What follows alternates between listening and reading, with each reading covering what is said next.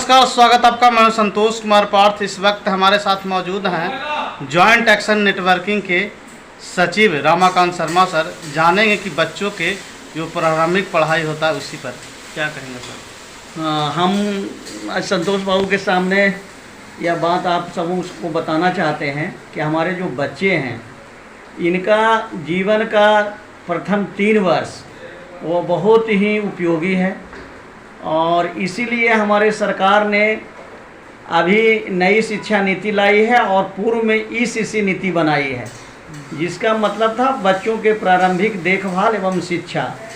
तो हम जब मानते हैं कि जब हमारे बच्चे माँ के गर्भ में होते हैं तो क्रमिक रूप से उनका विकास जो है उसी समय से प्रारंभ हो जाता है और बच्चे के जन्म के बाद जो 3 साल है जो वो बच्चे घर में जो सीखते हैं उनके साथ में जिस तरह का व्यवहार होता है, जिस तरह उनको खान पान मिलता है, ये पूरे जीवन का व्यक्तित्व निर्माण में अहम भूमिका डालती है।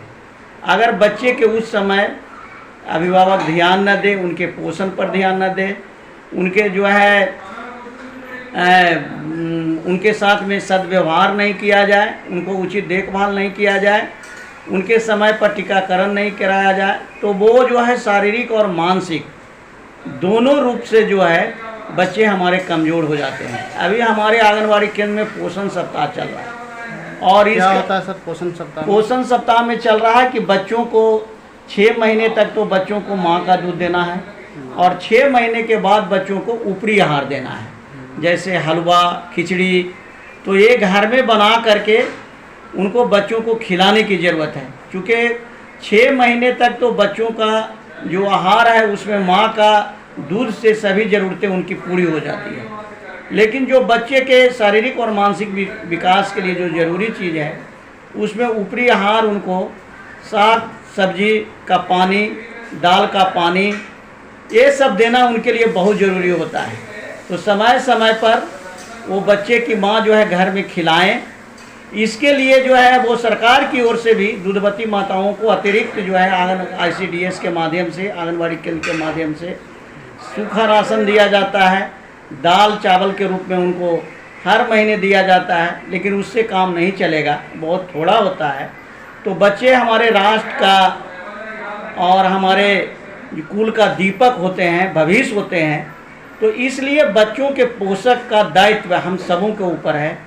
और जब बच्चे 3 साल का हो जाएं तो ये बच्चों को 3 से 6 साल का जो उम्र होता है बच्चों को सीखने का उम्र होता है और उस समय में अनिवार्य रूप से बच्चों का नामांकन जो है वो स्कूल पूर्व शिक्षा के लिए आंगनवाड़ी केंद्र में कराया जाए।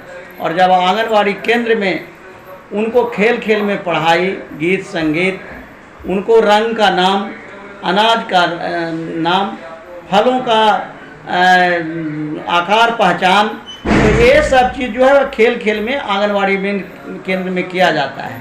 तो जब आंगनवाड़ी केंद्र में बच्चे स्कूल पूर्व शिक्षा प्राप्त करते हैं तो जब 6 साल का उम्र का जब वो हो जाते हैं उस समय जब विद्यालय में उनका नामांकन होता है तो वो अपना नाम, पता, कलर वगैरह का नाम, पशु पक्षी का नाम, पशु पक्षी के बोली का नाम वो आसानी से बता सकते हैं। इसलिए ये कहा जाता है कि जब हम प्रारंभ में बच्चों के ऊपर 1 रुपया खर्च करते हैं तो 17 रुपया का लाभ होता है। जब बच्चे हमारे 2 साल का होते हैं और 1 रुपया खर्च करते हैं तो 14 रुपया का लाभ होता है।